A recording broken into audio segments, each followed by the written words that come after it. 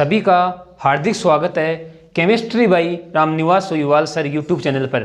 और हम अध्ययन कर रहे थे 12th साइंस की रसायन विज्ञान के चैप्टर नंबर 3 का, यानी इलेक्ट्रोकेमिस्ट्री का, जिसे हम वैद्युत रसायन भी कहते हैं। अब देखो, इस इलेक्ट्रोकेमिस्ट्री की हमारी 9 क्लासें कंप्लीट हो गई थी, यानी आज का जो हमारा पार्ट है वो रहेगा 10 नंबर।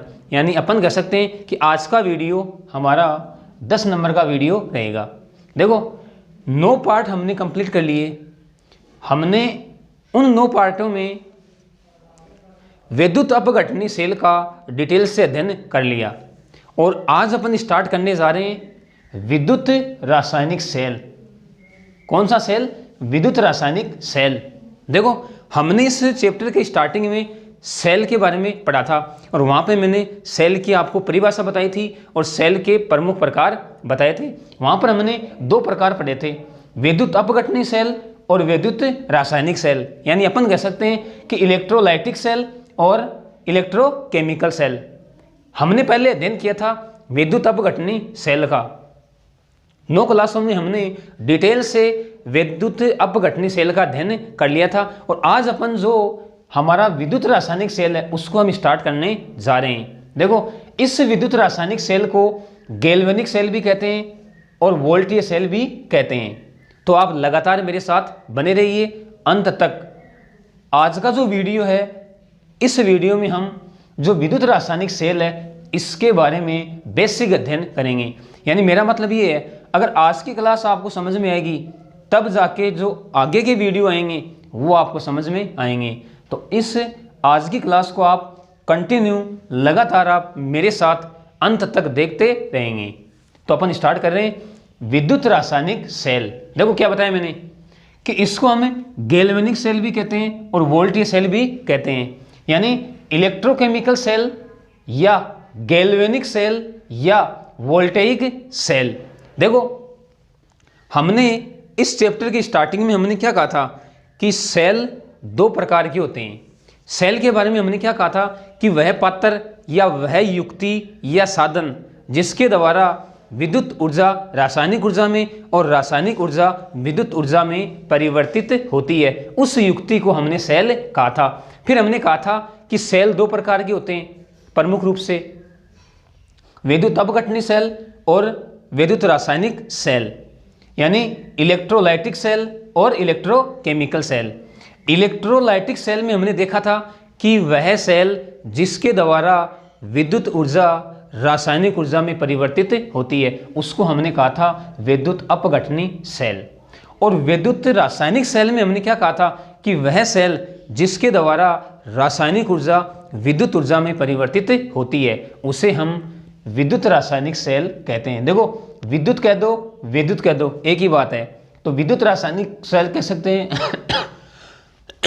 या विद्युत रासायनिक सेल कह सकते हैं। अब देखो, हमें ये तो पता हो गया है कि वह सेल जिसके द्वारा रासायनिक ऊर्जा विद्युत ऊर्जा में परिवर्तित होती है वह सेल विद्युत रासायनिक सेल कहलाता है। अब देखो, इसको गैल्वेनिक सेल भी कहते हैं और वोल्टीय सेल भी कहते हैं। क्यों?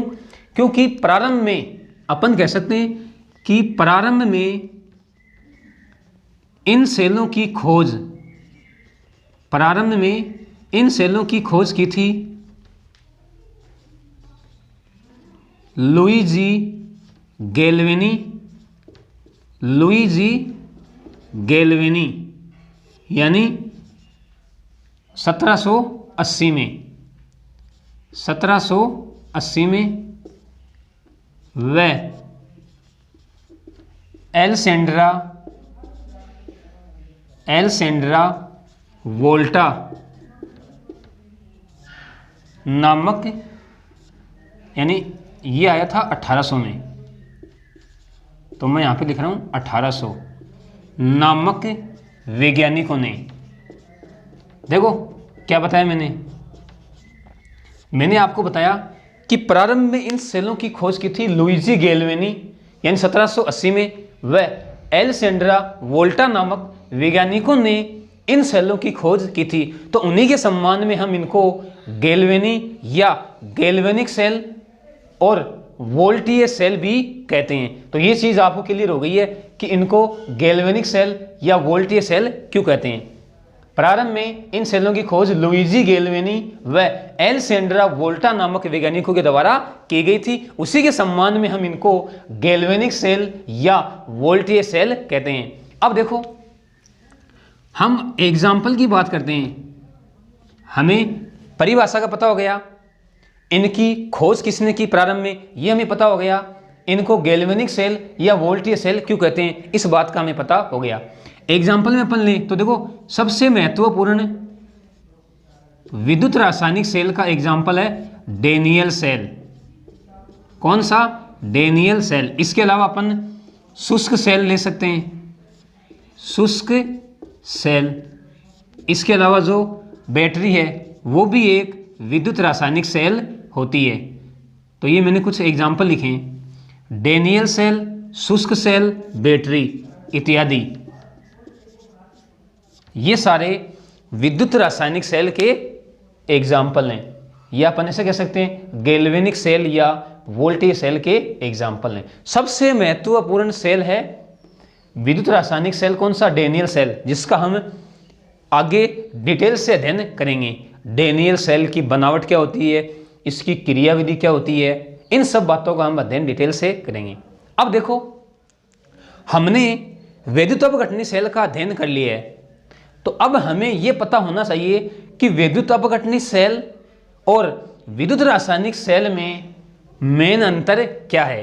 तो अपन सबसे पहले इन दोनों सेलों में मोटे मोटे अंतर देखते हैं कि विद्युत अपघटनी सेल और विद्युत रासायनिक सेल, या जिसको हम विद्युत रासायनिक सेल कहते हैं। तो देखो, ध्यान से आप समझेंगे, क्योंकि विद्युत अपघटनी सेल का अध्ययन तो हमने कर लिया है और विद्युत रासायनिक सेल का अध्ययन हम करने जा रहे हैं। तो देखो, पहले मैं आपको दोनों में जो प्रमुख अंतर हैं वो आपको बता रहा हूं। देखो, इधर तो मैं लिख रहा हूं विद्युत या विद्युत अपघटनी सेल, एक ही बात है, विद्युत अपघटनी सेल, विद्युत अपघटनी सेल, जिसका हमने अध्ययन कर लिया है, विद्युत अपघटनी सेल।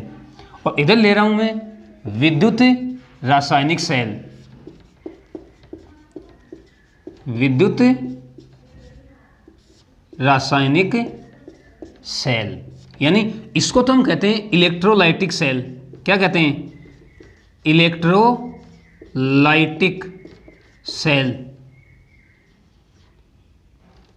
Electrolytic cell. और इसको हम कहते हैं इलेक्ट्रोकेमिकल सेल, इलेक्ट्रोकेमिकल सेल।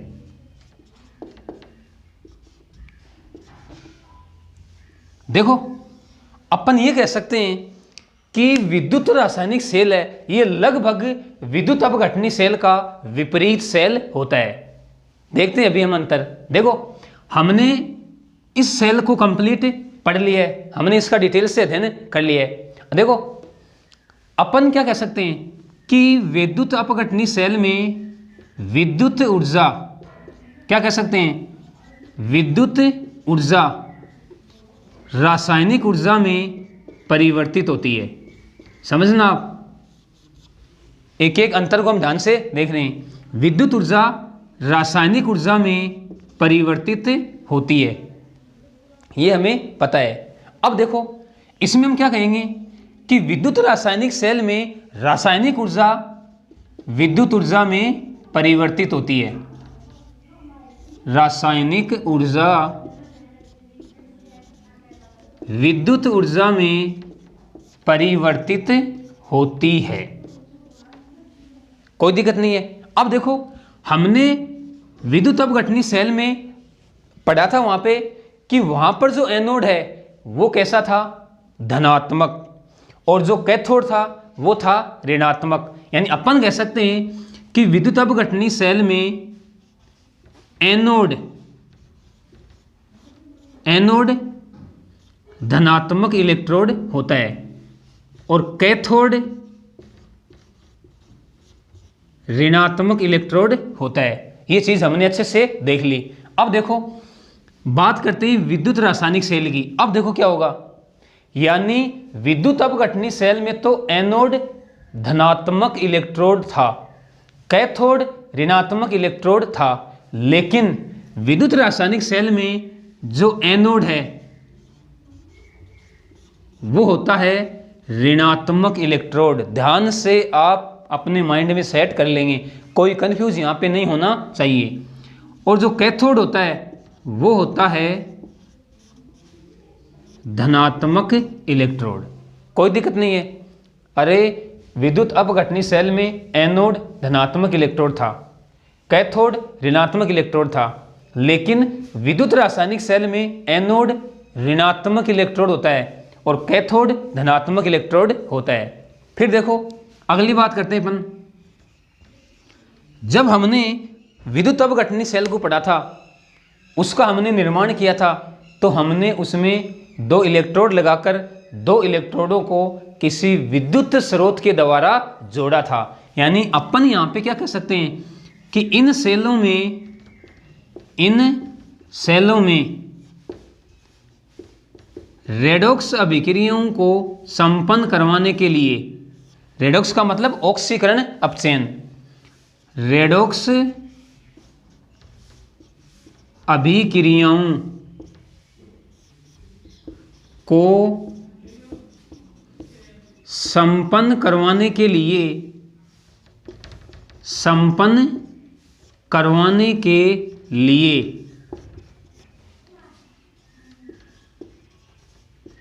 विद्युत धारा, या अपन कह सकते हैं विद्युत ऊर्जा, एक ही बात है, विद्युत धारा प्रवाहित करनी पड़ती है, प्रवाहित करनी पड़ती है। देखो बात सीधी सी ये है कि जब हम विद्युत अपघटनी सेल में विद्युत धारा प्रवाहित करेंगे तो उन सेलों में रेडॉक्स अभिक्रिया संपन्न होगी एनोड और कैथोड पर। यानी अपन ऐसा कह सकते हैं कि यह सेल एक असंवतः प्रक्रम होता है, यानी अपने आप नहीं हो रहा है। हम जब इसमें विद्युत धारा प्रवाहित करेंगे तब उनमें रेडॉक्स अभिक्रियाएं संपन्न होती हैं। तो सीधा सा मतलब ये है, अपन कह सकते हैं अर्थात ये सेल असंवतः प्रक्रम होते हैं, असंवतः प्रक्रम होते हैं। यानी हम यहाँ विद्युत धारा प्रवाहित कर रहे हैं, प्रवाहित करवाएंगे तब इनमें रेडॉक्स अभिक्रियाएं संपन्न होंगी। यानी अपन कह सकते हैं कि विद्युत धारा प्रवाहित करने पर इनमें विद्युत अपघटन की प्रक्रिया संपन्न होती है, इसलिए ये असंवतः प्रक्रम होते हैं, यानी अपने आप संपन्न नहीं होते हैं। इनमें अपन क्या कहेंगे, देखो विद्युत रासायनिक सेलों में रेडॉक्स अभिक्रिया स्वतः संपन्न होती हैं, यानी अपन कह सकते हैं इन सेलों में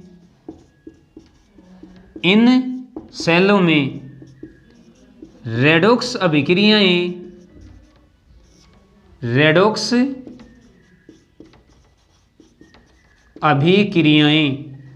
स्वतः संपन्न होती हैं, स्वतः संपन्न होती हैं। देखो इन सेलों में रेडॉक्स अभिक्रियाएं स्वतः संपन्न होती हैं, यानी रासायनिक अभिक्रिया होगी और उसके द्वारा हमें विद्युत ऊर्जा प्राप्त होगी। ठीक है, अब देखो स्वतः हो रही है तो अपन क्या कह सकते हैं, अर्थात ये सेल स्वतः प्रक्रम होते हैं। क्या होते हैं, स्वतः प्रक्रम, यानी अपने आप संपन्न होने वाला प्रक्रम।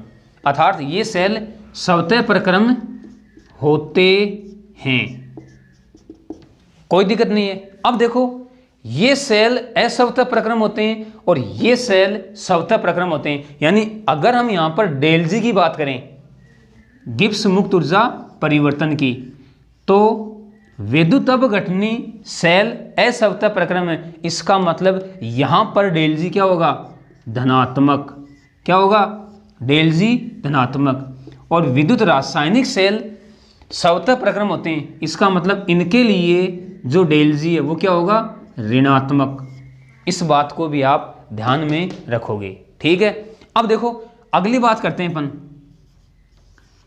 हमने देखा था कि विद्युत अपघटनी सेल की जब हमने क्रिया विधि पढ़ी थी, यानी विद्युत अपघटन की प्रक्रिया का जब हमने अध्ययन किया था, तो हमने वहां पे एक चीज देखी थी कि विद्युत अपघटनी सेल में दोनों इलेक्ट्रोडों पर आयन विसर्जित होते हैं। तो अपन क्या कहेंगे, अपन कहेंगे इन सेलों में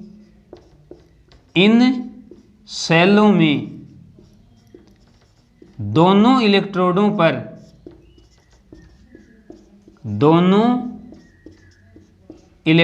पर आयन विसर्जित होते हैं, आयन विसर्जित होते हैं, विसर्जित होते हैं। अरे याद करो, जब हमने इलेक्ट्रोड लगाकर दोनों इलेक्ट्रोडों को विद्युत स्रोत के द्वारा जोड़ा था, यानी जब विद्युत अपघटन की प्रक्रिया संपन्न हुई थी, तो हमने देखा था कि एनोड और कैथोड दोनों पर आयन विसर्जित होते हैं। लेकिन अगर हम विद्युत रासायनिक सेल की बात करते हैं तो देखो इनमें क्या होगा, इनमें जब हम सेल को धात्विक तार से जोड़ेंगे, धात्विक तार से जोड़कर परिपथ को हम बंद कर देंगे, बंद का मतलब जब विद्युत धारा प्रवाहित होगी, तो इनमें क्या होगा, इनमें केवल कैथोड के ऊपर ही हमें आयन विसर्जित होंगे।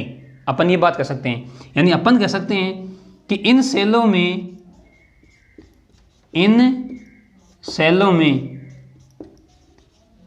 केवल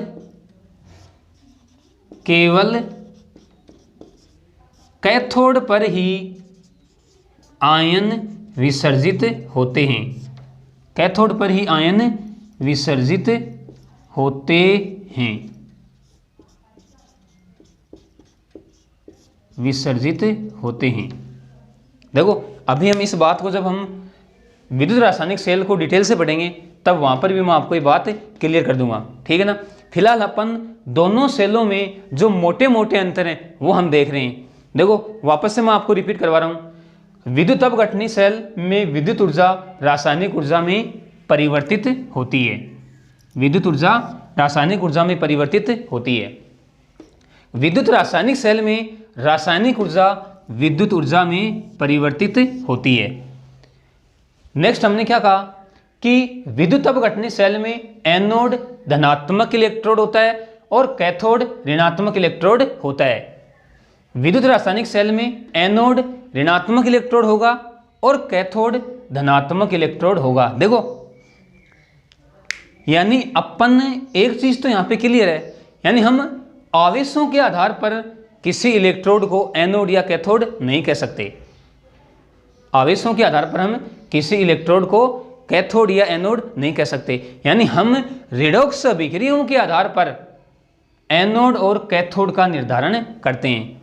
हमने देखा था कि जो एनोड है उसके ऊपर ऑक्सीकरण अभिक्रिया हो रही थी, जो कैथोड है उसके ऊपर भी रिडक्शन अभिक्रिया हो रही थी। देखो अगर हम विद्युत अपघटनी सेल और विद्युत रासायनिक सेल में इलेक्ट्रोडों पर होने वाली अभिक्रियाओं की बात करें तो अपन ये कहेंगे कि चाहे सेल कोई सा भी हो, सेल कोई सा भी हो, एनोड पर हमेशा ऑक्सीकरण अभिक्रिया होगी। इस चीज को भी आप अपने माइंड में सेट कर लोगे। एनोड पे हमेशा ऑक्सीडेशन यानी ऑक्सीकरण की अभिक्रिया संपन्न होगी।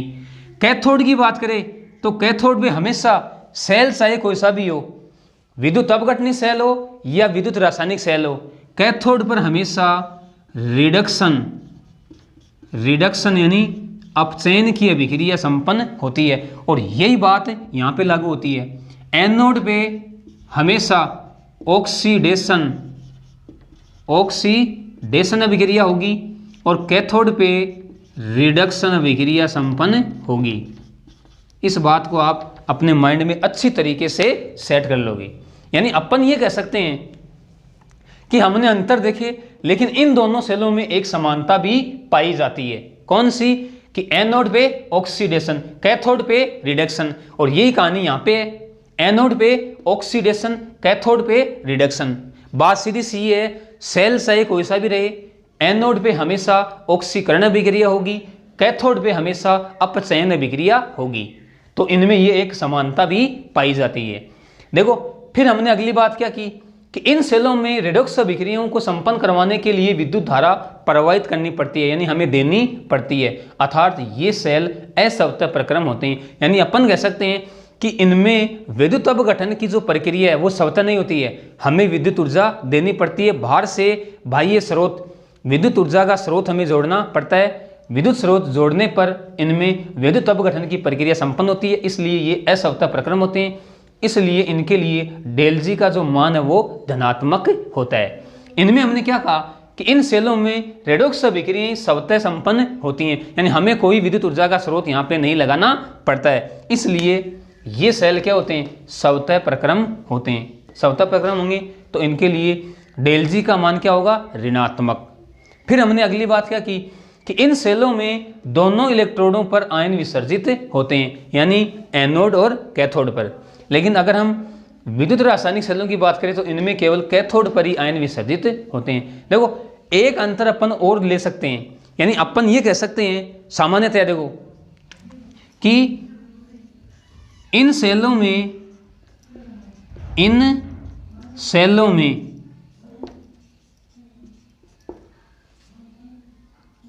इलेक्ट्रोड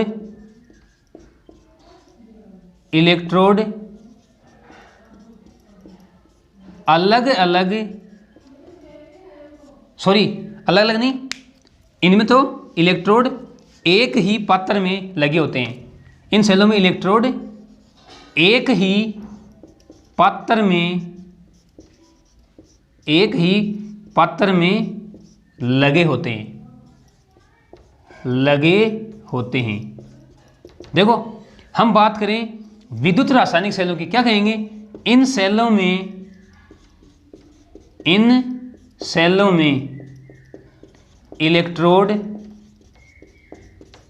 इलेक्ट्रोड अलग अलग पात्रों में, पात्र बोल सकते हैं या विलियन कह सकते हैं, कि अलग अलग विलियनों में डूबे रहते हैं। इलेक्ट्रोड अलग अलग पात्रों में लगे होते हैं। देखो ये बात हमने सामान्यतया कही है, यानी विद्युत रासायनिक सेल में जो इलेक्ट्रोड हैं उनको हम एक ही पात्र में भी लगा सकते हैं। ये देखो आगे की बात है, यानी अगर हम सांद्रता सेलों की बात करें तो सांद्रता सेलों में एक ही विलियन में दोनों इलेक्ट्रोड लगे होते हैं। लेकिन हमें यहाँ पर सामान्यतः बात की है, जनरली अपन ऐसा ही कहेंगे कि विद्युत रासायनिक सेलों में जो इलेक्ट्रोड हैं वो अलग अलग विलियनों में डूबे रहते हैं या अलग अलग पात्रों में लगे होते हैं। लेकिन विद्युत अपघटनी सेल में दोनों इलेक्ट्रोड एक ही विलियन में डूबे रहते हैं, या अपन ऐसे कह सकते हैं कि एक ही पात्र में लगे होते हैं। सामान्यतः अपन ऐसा कह सकते हैं। तो देखो अब हमने विद्युत अपघटनी सेल और विद्युत रासायनिक सेल में मोटे मोटे अंतर देख लिए हैं, यानी अब आपके माइंड में ये बातें सेट हो गई हैं कि विद्युत अपघटनी सेल में क्या होता है और विद्युत रासायनिक सेल में क्या होता है। मैंने आपको बताया स्पेशल, क्या कहा मैंने, कि दोनों सेलों में एक समानता होती है कि जो एनोड होता है उस पर ऑक्सीकरण अभिक्रिया संपन्न होती है, इसमें भी एनोड पर ऑक्सीकरण अभिक्रिया संपन्न होती है। कैथोड पे रिडक्शन अभिक्रिया संपन्न होती है, इसमें भी कैथोड पर रिडक्शन अभिक्रिया संपन्न होती है। लेकिन अगर आवेश की बात करें तो विद्युत अपघटनी सेल में एनोड धनात्मक इलेक्ट्रोड होता है और कैथोड ऋणात्मक इलेक्ट्रोड होता है, और विद्युत रासायनिक सेल में एनोड ऋणात्मक इलेक्ट्रोड होगा और कैथोड धनात्मक इलेक्ट्रोड होगा। ठीक है ना। अब देखो ये तो आपके समझ में आ गया। अब हम विद्युत रासायनिक सेल को डिटेल से पढ़ेंगे उदाहरण के द्वारा, यानी हम एक एग्जाम्पल लेंगे किसका, विद्युत रासायनिक सेल का, और उस उदाहरण के द्वारा हम विद्युत रासायनिक सेल की जो बनावट है, क्रियाविधि है, इलेक्ट्रोडों पर होने वाली रेडॉक्स अभिक्रियाएं, उनका हम अध्ययन करेंगे। और अभी मैंने क्या बताया आपको कि विद्युत रासायनिक सेल का सबसे इम्पोर्टेंट यानी महत्वपूर्ण एग्जाम्पल है डेनियल सेल। तो अब हम डेनियल सेल का अध्ययन करेंगे। डेनियल सेल, और इस डेनियल सेल को हम गैल्वेनी सेल भी कहते हैं। देखो कई बार एग्जाम में डेनियल सेल नाम न पूछ के वो पूछता है गैल्वेनी सेल की बनावट व क्रियाविधि का वर्णन कीजिए। तो आपको कोई कंफ्यूज नहीं होना है। यानी अपन डेनियल सेल को क्या कह सकते हैं, विद्युत रासायनिक सेल कह सकते हैं या गैल्वेनी सेल कह सकते हैं। तो अब हम एग्जाम्पल ले रहे हैं किसका, विद्युत रासायनिक सेल का, और सबसे महत्वपूर्ण एग्जाम्पल है डेनियल सेल।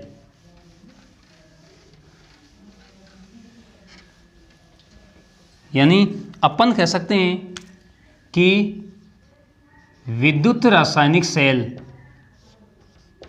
विद्युत रासायनिक सेल का सबसे महत्वपूर्ण एग्जाम्पल है डेनियल सेल।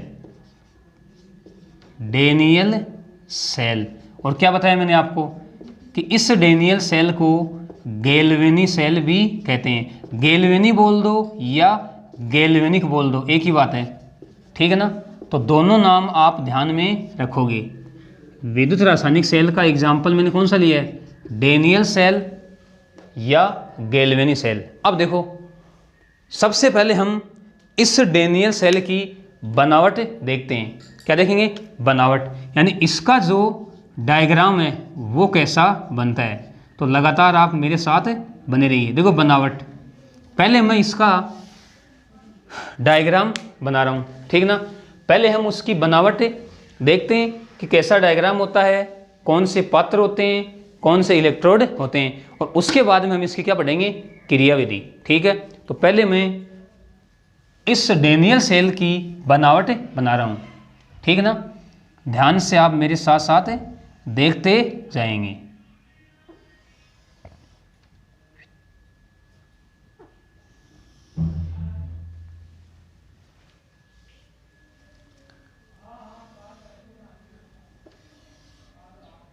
देखो दो पात्र होते हैं, ये मैंने दो पात्र ले लिए।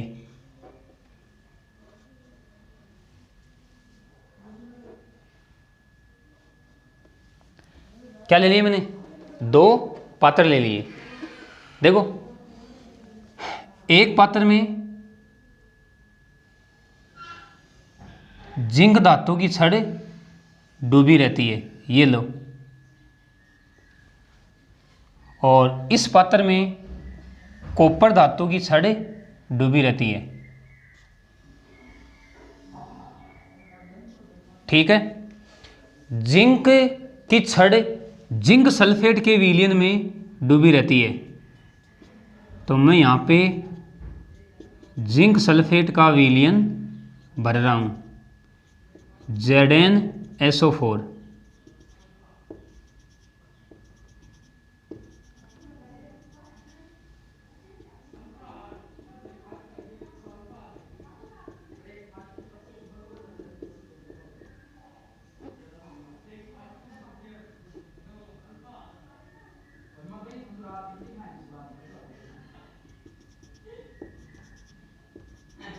ठीक है, और कॉपर धातु की छड़ है वो CuSO4 के विलयन में डूबी रहती है, यानी कॉपर सल्फेट के विलयन में। तो मैं यहाँ पे कॉपर सल्फेट का विलयन भर रहा हूँ,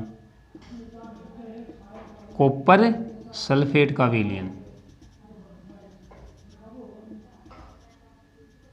ये लो।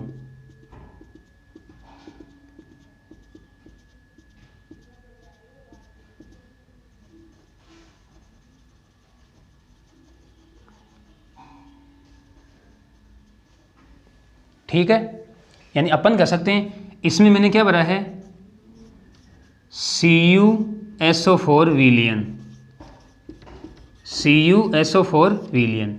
और ये है, या तो अपन ऐसे कह सकते हैं कि कॉपर की छड़ या कॉपर इलेक्ट्रोड, कॉपर इलेक्ट्रोड, ठीक है। इधर आओ, क्या भरा है इसमें, Zn SO4 विलियन।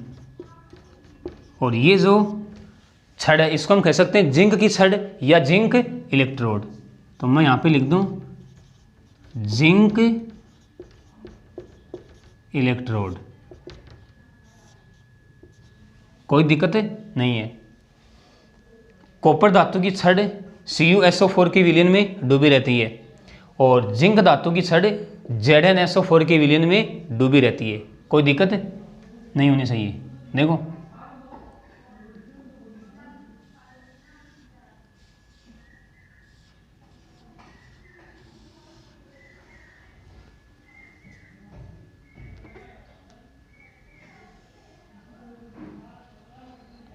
दोनों इलेक्ट्रोडों को धात्विक तार की सहायता से एक तो लगा देंगे वोल्ट मीटर, क्या लगा देंगे वोल्ट मीटर, और एक लगा देंगे कुंजी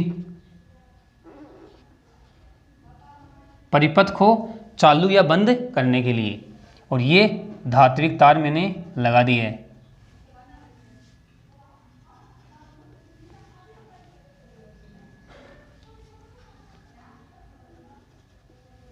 ठीक है, अब लगा रहा हूं मैं इनमें लवण सेतु। क्या लगा रहा हूं लवण सेतु।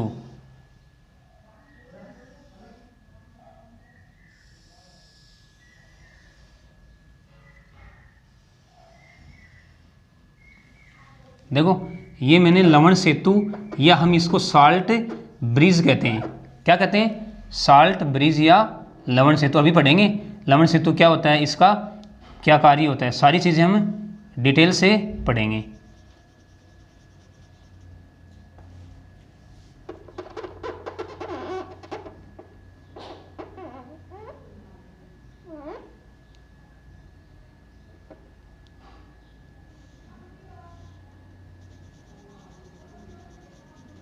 अब देखो इस लवण सेतु में किसी प्रबल विद्युत अपघटय का एगार जेल में बनाया गया पेस्ट भरा जाता है।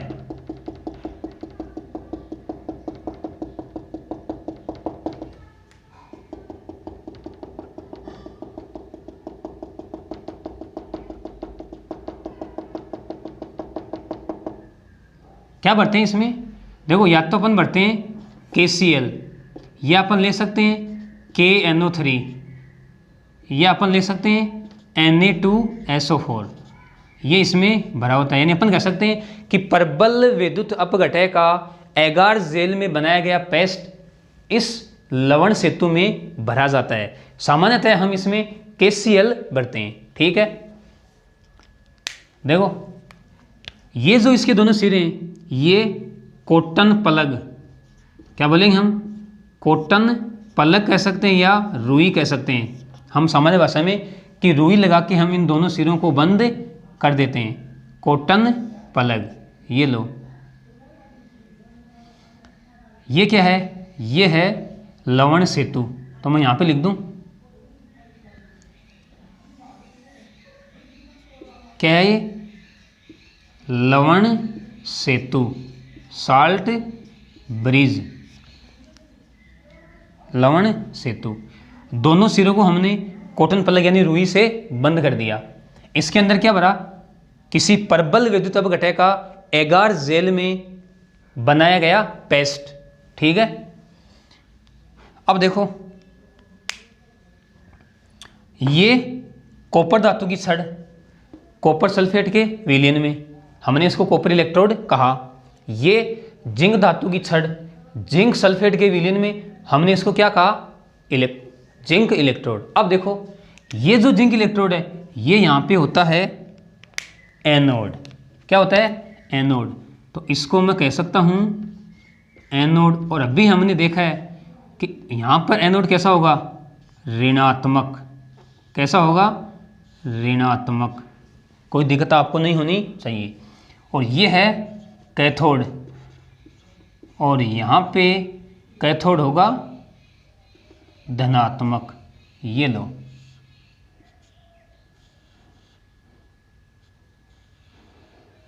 अब देखो ये जो दोनों इलेक्ट्रोडों को हमने धात्विक तार के द्वारा जोड़ा है इसको हम बोलते हैं बाह्य परिपथ, क्या बोलते हैं, बाह्य परिपथ, बाह्य परिपथ, ये लो। और ये जो लवण सेतु लगाया है, लवण सेतु के द्वारा हमने दोनों पात्रों के विलीनों को जोड़ दिया। इसका मतलब ये है आंतरिक परिपथ। इसको हम क्या बोलेंगे, आंतरिक परिपथ, यानी ये आंतरिक परिपथ को पूर्ण कर रहा है, कोई दिक्कत नहीं है।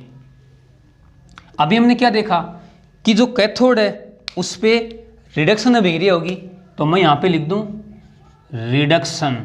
देखते हैं अभी कैसे होगी।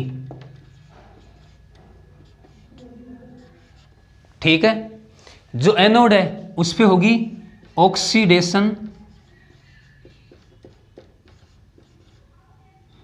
ऑक्सीडेशन अभिक्रिया। ठीक है ना। ये देखो, ये हमने डेनियल सेल या गैल्वेनी सेल की बनावट बना ली, यानी अपन कह सकते हैं हमने डायग्राम बना लिया। हम यहाँ पे लिख सकते हैं डेनियल सेल,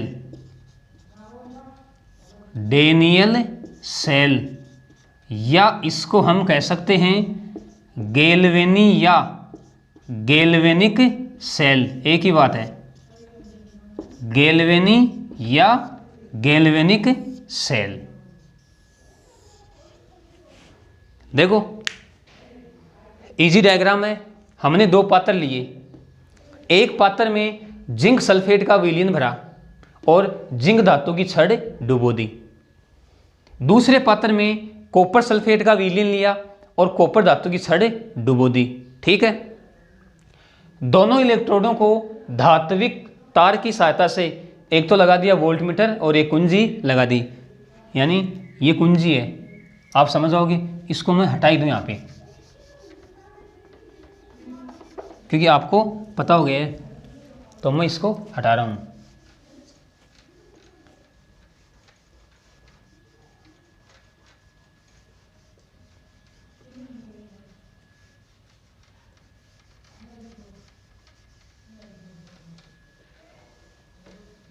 यानी ये क्या लगा दी हमने, कुंजी।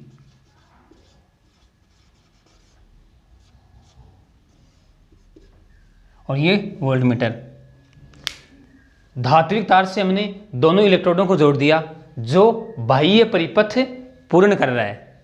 फिर हमने दोनों पात्रों में एक क्या लगा दिया, लवण सेतु। हम इसको पढ़ेंगे अभी आगे डिटेल से कि लवण सेतु क्या होता है। फिलहाल आप ये समझो कि लवण सेतु लगा दिया। लवण सेतु में क्या भरा होता है, KCl या KNO3 या Na2SO, पर अपन कह सकते हैं किसी प्रबल विद्युत अपघटय का एगार जेल में बनाया गया पेस्ट, ये हमने भर दिया। और इस लवण सेतु के दोनों सिरों को हमने रुई के द्वारा या अपन कह सकते हैं कॉटन पलक के द्वारा बंद कर दिया। और ये जो लवण सेतु है ये आंतरिक परिपथ को पूर्ण कर रहा है, तो हमने ये इसकी बनावट बना ली। अब देखो क्या होता है, देखो ये कुंजी है, यानी हम यहां से इसको चालू या बंद करेंगे तब जाके इसमें क्या होगा, विद्युत का प्रवाह होगा। अब देखो एक चीज समझो आप, पहले इस चीज को आप अपने माइंड में सेट ही कर लो। यहां बता रहा हूं मैं, देखो एक नाम तो आता है बंद परिपथ, दोनों नामों को आप अच्छे से समझना, बंद परिपथ। अब देखो बंद परिपथ का मतलब क्या हुआ, बंद का मतलब ये हुआ कि अब ये खुला है, यानी कोई धारा इसमें नहीं बह रही। बंद कर देंगे, चालू कर देंगे, इसका मतलब बंद परिपथ का मतलब क्या हुआ कि विद्युत धारा प्रवाहित हो रही है। क्या कहेंगे, हम कहेंगे विद्युत धारा प्रवाहित हो रही है, प्रवाहित हो रही है। इन दोनों नामों को आप अच्छे से समझ लोगे। और एक अपन क्या कहते हैं, खुला परिपथ, खुला परिपथ। खुला परिपथ का मतलब विद्युत धारा प्रवाहित नहीं हो रही है, तो यहां पर अपन कह सकते हैं विद्युत धारा प्रवाहित नहीं हो रही है, नहीं हो रही है। इस चीज़ को भी आप अच्छे से समझ लोगे। भाई अपन ऐसे कहें कि परिपथ बंद है, इसका मतलब उसमें विद्युत धारा प्रवाहित हो रही है। परिपथ खुला है, इसका मतलब उसमें विद्युत धारा का प्रवाह नहीं हो रहा है। इन दोनों नामों को आप अच्छे से समझ लोगे, बंद परिपथ, खुला परिपथ। अब मान लो मैं ऐसे कहूँ कि ये परिपथ खुला है, इसका मतलब इसमें विद्युत धारा का प्रवाह नहीं हो रहा है, ठीक है ना। और अगर बंद परिपथ है तो विद्युत धारा का प्रवाह हो रहा है, और अगर परिपथ खुला है तो विद्युत धारा का प्रवाह नहीं हो रहा है। ये चीज़ आपको समझ में आ गई। अब देखो, जब परिपथ खुला है, समझना इस चीज़ को, जब परिपथ खुला है, अब आप समझ गए खुले का मतलब कि विद्युत धारा का प्रवाह नहीं हो रहा है, यानी इनमें कोई रासायनिक अभिक्रिया नहीं हो रही है, इसका मतलब ये है। अब देखो, परिपथ खुला है, इसका मतलब कोई रासायनिक अभिक्रिया नहीं हो रही है, यानी अपन कह सकते हैं कि परिपथ को चालू करने से पहले, या अपन कह सकते हैं खुले परिपथ की अपन बात कर रहे हैं। खुले परिपथ में देखो क्या होगा, यहां पर इस पात्र में क्या है, ये धातु है जिंक, यानी धातु आयन अपने धातु आयनों के विलयन में डूबी है। और ये स्थिति यहां पर है कि कॉपर धातु कॉपर आयनों के विलयन में डूबी है। अब समझना आप, यहां पे बात समझने की बात यहां पे आ रही है, यानी मैं बात कर रहा हूं जब परिपथ खुला है। अरे खुला का मतलब हमने यहां से चालू नहीं किया है, ठीक ना।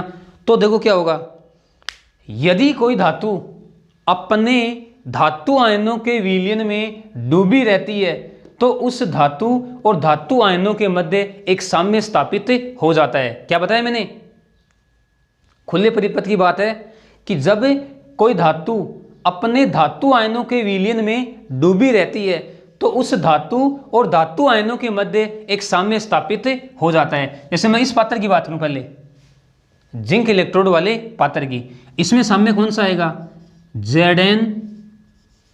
Zn2 प्लस 2 इलेक्ट्रॉन, ये लो।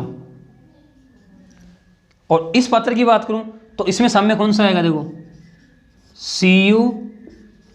Cu2 plus 2 electron.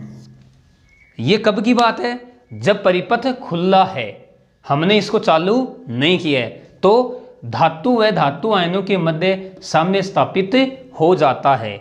ये बात आपको समझ में आ गई।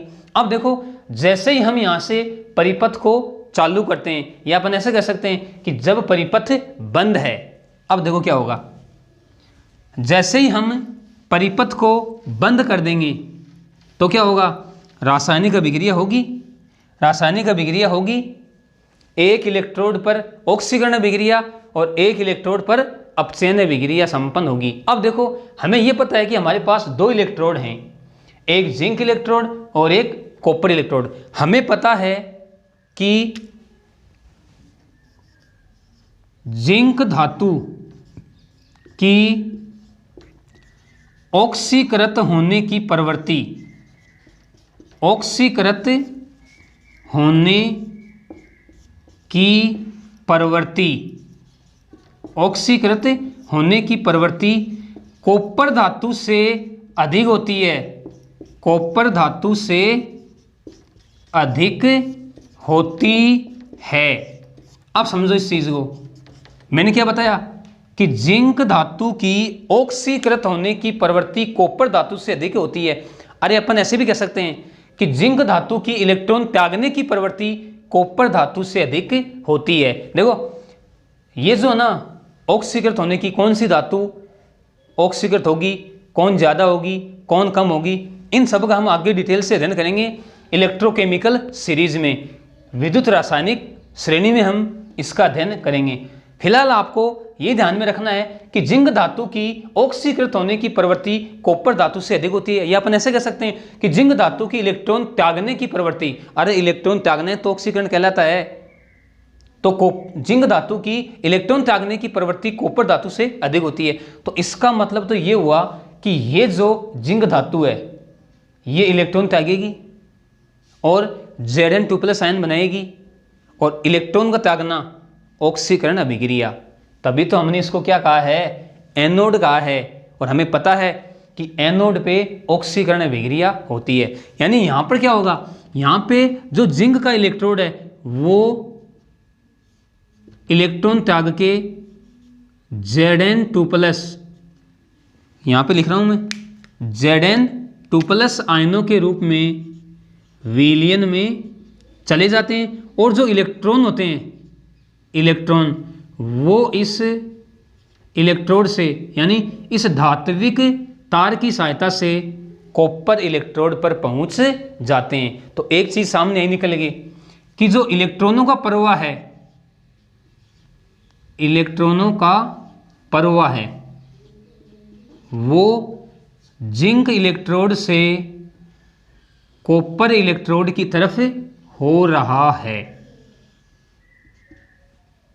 क्या बताया मैंने कि जिंक इलेक्ट्रोड पर ऑक्सीकरण अभिक्रिया होती है। ये हमने देख लिया कि जिंक धातु की ऑक्सीकृत होने की प्रवृत्ति कॉपर धातु से अधिक होती है। यानी जो जिंक का परमाणु है वो इलेक्ट्रॉन त्याग कर Zn2+ आयनों के रूप में इस विलयन में चला जाता है और जो इलेक्ट्रॉन है वो इस धात्विक तार की सहायता से कॉपर इलेक्ट्रोड पर पहुंच जाते हैं।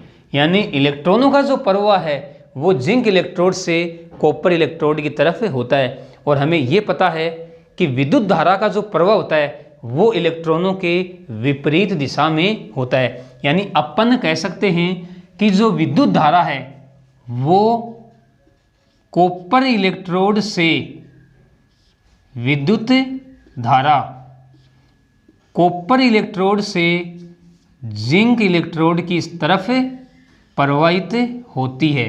तो इस चीज को भी आप ध्यान में रखोगे।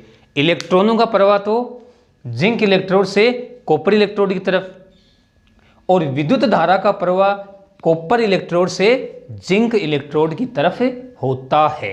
अब देखो हमें यह पता हो गया है कि जिंक धातु की ऑक्सीकृत होने की प्रवृत्ति कॉपर धातु से अधिक होती है। तो इसका मतलब जो जिंक का इलेक्ट्रोड है उस पर ऑक्सीकरण अभिक्रिया होगी और जो कॉपर का इलेक्ट्रोड है उस पर अपचयन की अभिक्रिया होगी।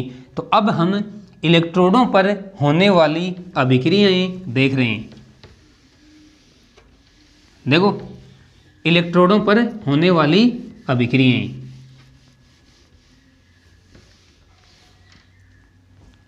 यहां लिख दूं मैं, ये तो आंतरिक परिपथ था, आंतरिक परिपथ, और ये लवण सेतु, लवण सेतु। अब देखो हम बात कर रहे हैं इलेक्ट्रोडों पर होने वाली अभिक्रियाओं की। देखो पहले बात करें अपन एट एनोड, एट एनोड क्या होगा, Zn2+ 2 इलेक्ट्रॉन, क्या कहेंगे इसको, ऑक्सीडेशन, क्या कहेंगे, ऑक्सीडेशन। ये लो बात करते हैं at cathode, at cathode, cathode में क्या होगी, अपचयन की अभिक्रिया। यानी अपन कह सकते हैं Cu2+ 2 इलेक्ट्रॉन और Cu, और यहां लिख दूं मैं रिडक्शन, यानी अपचयन की अभिक्रिया। अब देखो आप पूरा सेल ये है, एक जिंक इलेक्ट्रोड वाला और एक कॉपर इलेक्ट्रोड वाला, यानी ये एनोड और ये कैथोड, एनोड पे ऑक्सीडेशन, कैथोड पे रिडक्शन। तो हम इस जिंक इलेक्ट्रोड वाले पात्र को हम अर्ध सेल कह सकते हैं और जो अभिक्रिया हो रही है उसको हम अर्ध अभिक्रिया कह सकते हैं, हाफ रिएक्शन, इसको भी हाफ रिएक्शन। अगर दोनों को मैं जोड़ दूं तो हमारे पास क्या प्राप्त हो जाएगी, कंप्लीट सेल रिएक्शन, या अपन कह सकते हैं पूर्ण सेल अभिक्रिया, पूर्ण सेल अभिक्रिया। ठीक है, देखो 2 इलेक्ट्रॉन से 2 इलेक्ट्रॉन कैंसिल, तो Zn प्लस Cu2 प्लस इधर क्या है Zn2 प्लस और प्लस Cu। ये हमने पूर्ण सेल अभिक्रिया लिख दी, यानी इसको हम रेडॉक्स अभिक्रिया कह सकते हैं। क्या कह सकते हैं? रेडॉक्स अभिक्रिया।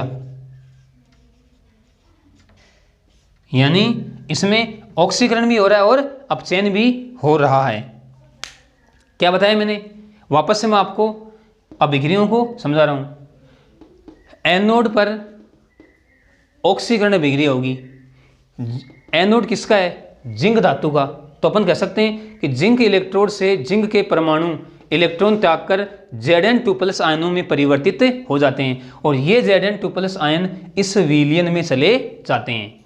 फिर हमने क्या कहा कि कैथोड पे अपचयन अभिक्रिया होती है, यानी ये इस विलयन में देखो CuSO4 का विलयन है, यानी इसमें Cu2 प्लस आयन है, Cu2 प्लस आयन Cu। तो ये क्या करेंगे? ये इलेक्ट्रॉन ग्रहण करके इस कॉपर इलेक्ट्रोड पर चिपक जाते हैं। देखो ध्यान से देखो आप इस डायग्राम को, मैंने इस इलेक्ट्रोड को मोटा बनाया है। तो मोटा इसीलिए तो बनाया है कि विलयन के Cu2 प्लस आयन इलेक्ट्रॉन ग्रहण करके इस कॉपर इलेक्ट्रोड पर चिपक जाते हैं, यानी धीरे धीरे ये कॉपर का इलेक्ट्रोड मोटा होता चला जाता है। और देखो इस जिंक इलेक्ट्रोड को मैंने तीखा बनाया, यानी पतला बनाया है। क्यों बनाया? क्योंकि ये जिंक इलेक्ट्रोड इलेक्ट्रॉन त्याग कर Zn2 प्लस आयन के रूप में इस विलयन में आ जाते हैं और इलेक्ट्रॉन बाह्य परिपथ के द्वारा कॉपर इलेक्ट्रोड पर पहुंच जाते हैं, यानी धीरे धीरे ये जिंक का इलेक्ट्रोड पतला होता चला जाता है। ठीक है, फिर हमने पूर्ण सेल अभिक्रिया लिखी, Zn plus Cu2 plus ion Zn2 plus और Cu। हम इसको बोलते हैं पूर्ण सेल अभिक्रिया। तो देखो अब हम ये कह सकते हैं कि ये तो है कंप्लीट सेल, इसको हम कह सकते हैं अर्ध सेल, या तो हम बोल सकते हैं कैथोड वाला अर्ध सेल यानी कैथोडिक अर्ध सेल, या अपन कह सकते हैं कॉपर अर्ध सेल। ठीक है ना, यानी यहां पे लिख रहा हूं मैं कैथोडिक अर्ध सेल, कैथोडिक अर्ध सेल। कोई दिक्कत आपको नहीं आनी चाहिए। इसको बोल सकता हूं मैं एनोडिक अर्ध सेल, एनोडिक अर्ध सेल, एनोडिक अर्ध सेल। अब देखो यहां से इस जिंक इलेक्ट्रोड से Zn2 प्लस आयन इस विलयन में आ रहे हैं, यानी धीरे धीरे अपन ये कह सकते हैं कि इस विलयन में Zn2 प्लस आयनों की सांद्रता बढ़ती चली जाती है। तो इस विलयन की तुलना में अपन क्या कहेंगे? इस विलयन की तुलना में इस इलेक्ट्रोड पर ऋणावेश अधिक हो जाता है, क्योंकि इलेक्ट्रॉन आ रहे हैं और विलयन में धनावेश बढ़ रहा है। तो विलयन की अपेक्षा इस इलेक्ट्रोड पर अपन ऐसे कह सकते हैं कि ऋणात्मक आवेश अधिक है, इसीलिए हमने जो एनोड है उसको हमने ऋणात्मक इलेक्ट्रोड कहा। अब देखो इधर आओ आप, इधर क्या हो रहा है? इधर ये हो रहा है कि इलेक्ट्रॉन इधर आ रहे हैं, विलयन के Cu2 प्लस आयन इलेक्ट्रॉनों को ग्रहण करके इस कॉपर इलेक्ट्रोड पर चिपक रहे हैं। तो बात सीधी सी ये है कि इस विलयन में धनात्मक आवेश की क्या हो रही है? कमी, और ऋणात्मक आवेश यानी SO4 2- आवेश, या अपन कह सकते हैं सल्फेट आयनों की सांद्रता बढ़ रही है। तो इलेक्ट्रोड की अगर हम बात करें तो विलयन की तुलना में इलेक्ट्रोड पॉजिटिव है, यानी यहां पर अपन कह सकते हैं कि धनात्मक आवेश है। विलयन में क्या है? SO4 2- आयन, इसीलिए हमने इस इलेक्ट्रोड को क्या कहा? धनात्मक इलेक्ट्रोड। तो ये चीज भी आप अच्छे से समझ लोगे। अब देखो ये इलेक्ट्रॉन जा रहे हैं, Zn2+ आयन इस विलयन में आ रहे हैं और आ रहे हैं, यानी धीरे धीरे जिंक 2+ आयनों की सांद्रता इस विलयन में बढ़ रही है और इधर इलेक्ट्रॉनों की संख्या बढ़ रही है। और हमें पता है कि ये धनात्मक चार्ज है, धनात्मक, और यहाँ पर इलेक्ट्रॉनों पर ऋणात्मक। तो अपन ऐसे कह सकते हैं कि ये Zn2+ आयन इन इलेक्ट्रॉनों को क्या करेंगे, आकर्षित करेंगे। तो इसका मतलब तो ये हुआ कि इलेक्ट्रॉनों का जो प्रवाह है वो नहीं हो पाएगा, क्योंकि जो Zn2+ आयन है इलेक्ट्रॉनों को अपनी ओर क्या करेंगे, खींचेंगे। तो अपन ये कह सकते हैं कि इलेक्ट्रॉनों के प्रवाह में बाधा उत्पन्न होती है। ध्यान से समझना, इलेक्ट्रॉनों के प्रवाह में बाधा उत्पन्न होती है। इधर क्या हो रहा है, देखो इधर इलेक्ट्रॉन आ रहे हैं आ रहे हैं आ रहे हैं, है ना। विलयन में क्या है, SO4 2- आयन। भाई ये Cu2+ आयन तो इलेक्ट्रॉन ग्रहण करके इस पर चिपक रहे हैं, यानी इस विलयन में सल्फेट आयनों की सांद्रता अधिक हो रही है। यानी अपन ऐसे कह सकते हैं कि ऋणात्मक आवेश बढ़ रहा है और इलेक्ट्रॉन आ रहे हैं, इलेक्ट्रॉन पर भी आवेश कैसा है, ऋणात्मक। तो इसका मतलब तो ये हुआ कि ये सल्फेट आयन इलेक्ट्रॉनों को क्या करेंगे, प्रतिकर्षित, क्योंकि सांद्रता अधिक है विलयन में SO4 2- आयनों की, तो इलेक्ट्रॉनों को क्या करेंगे, प्रतिकर्षित। यानी अपन ओवरऑल ऐसे कह सकते हैं कि इलेक्ट्रॉनों के प्रवाह में बाधा उत्पन्न हो रही है, और इलेक्ट्रॉनों के प्रवाह में बाधा उत्पन्न हो रही है तो इसका मतलब विद्युत धारा का प्रवाह नहीं होगा।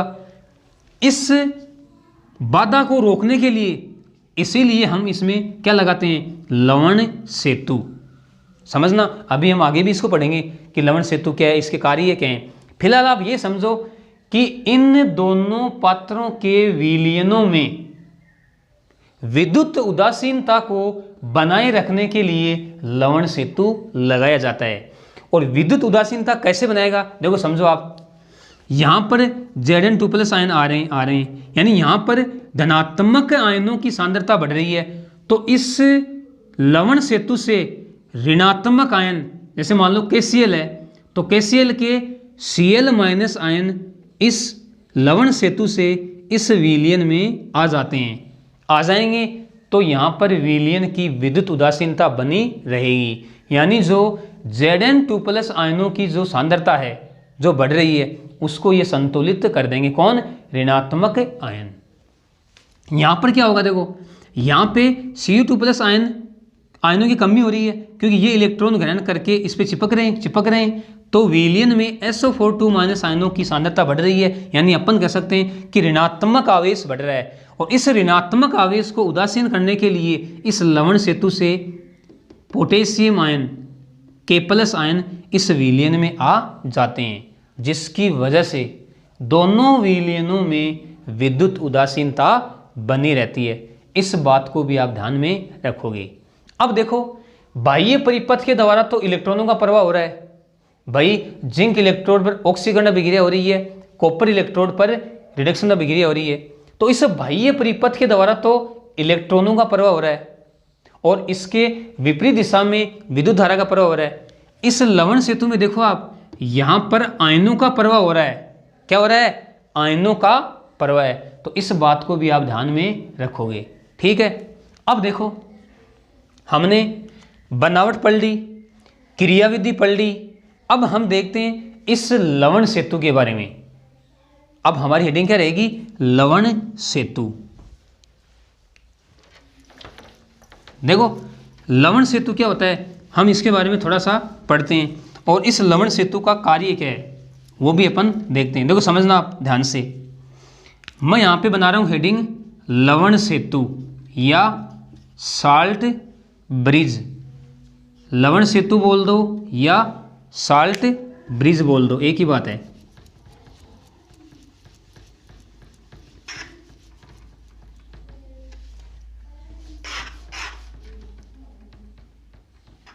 देखो लवण सेतु क्या होता है, हम कह सकते हैं लवण सेतु एक यू आकार की, कैसी, देखो आपको यू नहीं दिख रहा है, अरे अगर मैं इसको सीधा कर दूं तो ये यू है।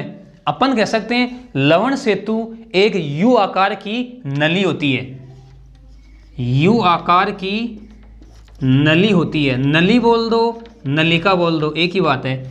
यू आकार की नली होती है जिसमें प्रबल विद्युत अपघट्य पदार्थ का क्या कहेंगे, प्रबल विद्युत अपघटय पदार्थ। जैसे मैंने क्या बताया आपको, जैसे हम KCl ले सकते हैं, KNO3 ले सकते हैं, या Na2SO4। देखो जनरली अपन KCl ही लेते हैं, पोटेशियम क्लोराइड। इसका एगार जेल में ये विलायक होता है, एगार जेल में बना पेस्ट बोल सकते हैं या विलियन बोल सकते हैं, वो इसमें भर देते हैं और फिर इसको उल्टा करके दोनों पात्रों के विलियन में डुबो देते हैं। और दोनों जो सिरे हैं, इस नली के दोनों सिरों को रुई के द्वारा हम बंद कर देंगे, यानी कॉटन प्लग रुई के द्वारा बंद कर देंगे। ठीक है, तो ये तो हुई लवण सेतु के बारे में, यानी इसकी बनावट, इसमें क्या भरा होता है। अब बात करते हैं लवण सेतु के कार्य। देखते हैं कि लवण सेतु के कार्य क्या क्या होते हैं, वो आप और देख लो। लवण सेतु के कार्य देखो, मैं यहां लिख रहा हूं लवण सेतु के कार्य, लवण सेतु के कार्य। अब देखो, आप देखो पहला कार्य अपन क्या कह सकते हैं, आपके सामने है पहला कार्य। अपन कह सकते हैं कि लवण सेतु आंतरिक परिपथ को पूर्ण करता है। पहला काम तो इसका यही है, तो अपन क्या कहेंगे, लवण सेतु आंतरिक परिपथ को पूर्ण करता है, आंतरिक परिपथ को पूर्ण करता है। ठीक है, देखो दूसरा कार्य अपन क्या कह सकते हैं, लवण सेतु दोनों पात्रों के विलयनों को जोड़ने का कार्य करता है। क्या कहेंगे, लवण सेतु दोनों पात्रों के विलयनों को जोड़ता है। तीसरा कार्य अपन क्या कर सकते हैं, लवण सेतु दोनों पात्रों के विलयन में विद्युत उदासीनता को बनाए रखता है। क्या कह सकते हैं, लवण सेतु दोनों पात्रों के विलयन, दोनों पात्रों के विलयन में विद्युत उदासीनता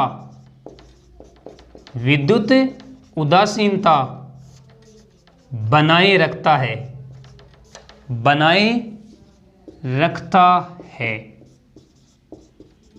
देखो अगला हम क्या कह सकते हैं, देखो अभी मैंने क्या बताया आपको कि बाह्य परिपथ के द्वारा तो इलेक्ट्रॉनों का प्रवाह हो रहा है और आंतरिक परिपथ के द्वारा आयनों का प्रवाह हो रहा है। तो अपन क्या कह सकते हैं, अपन कह सकते हैं लवण सेतु के द्वारा या लवण सेतु के माध्यम से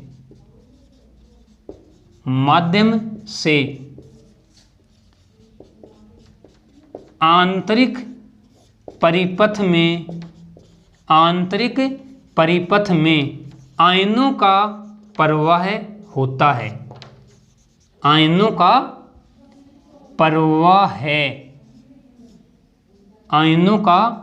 प्रवाह होता है। तो देखो ये हमने कुछ महत्वपूर्ण लवण सेतु के कार्य देखे हैं। मैं एक बार वापस से आपको रिपीट करवा रहा हूँ। लवण सेतु आंतरिक परिपथ को पूर्ण करता है, लवण सेतु दोनों पात्रों के विलयनों को जोड़ने का कार्य करता है, लवण सेतु दोनों पात्रों के विलयन में विद्युत उदासीनता को बनाए रखता है और लवण सेतु के माध्यम से आंतरिक परिपथ में आयनों का प्रवाह होता रहता है।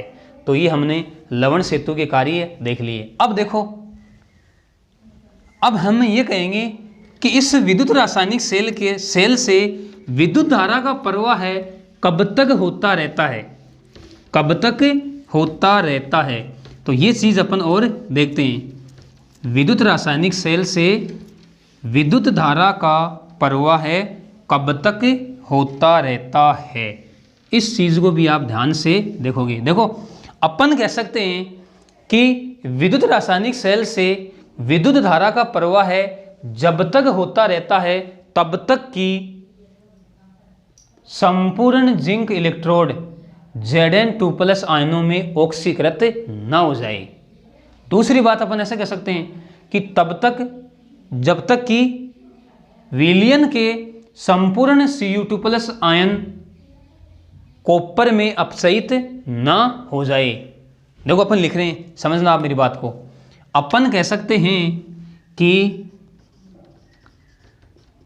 विद्युत, देखो इनको मैं हटा रहा हूं, अब आपको पता हो गया ये आंतरिक परिपथ है और ये लवण सेतु है, ठीक है ना।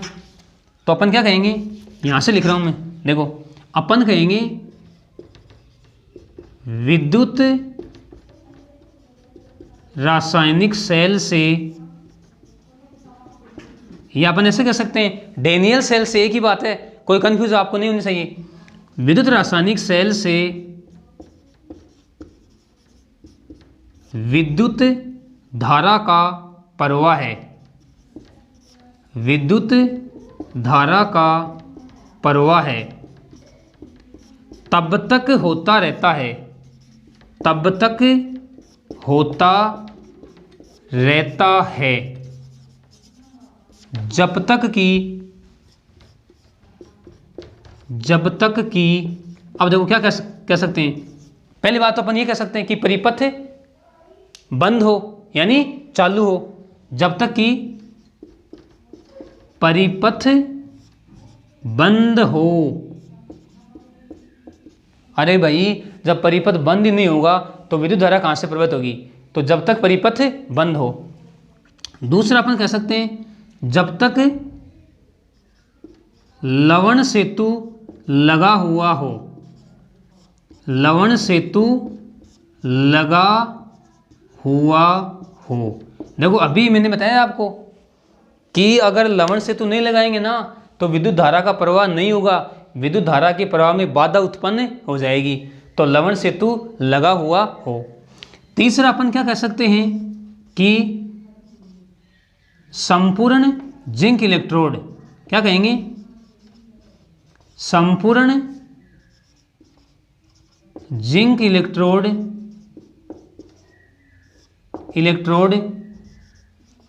Zn2+